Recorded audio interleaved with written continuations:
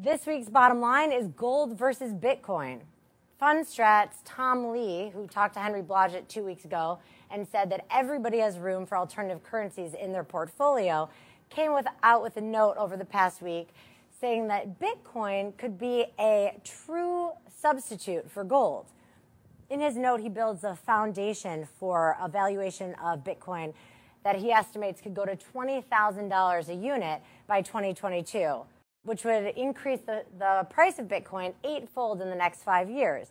His valuation is based on the assumption that Bitcoin, which currently is about $53 billion in total, to gold $7.5 trillion. So Bitcoin makes up about 0.7% of all of the value if you look at what he would call alternative currencies, including gold. He says that that could go up to 5%.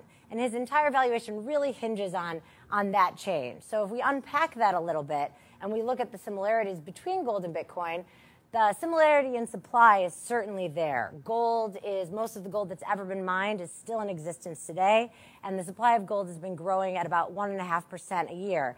Bitcoin has a ceiling built in for the number of Bitcoins, and as you mine Bitcoins, they become harder and harder to mine. So the supply of Bitcoins dropped from 9% last year to 4% this year, and Lee estimates that the growth rate of the supply of Bitcoin will fall below where gold's 1.5% by 2020. So on the supply side, Bitcoin and gold do look a lot alike. On the demand side is really the question.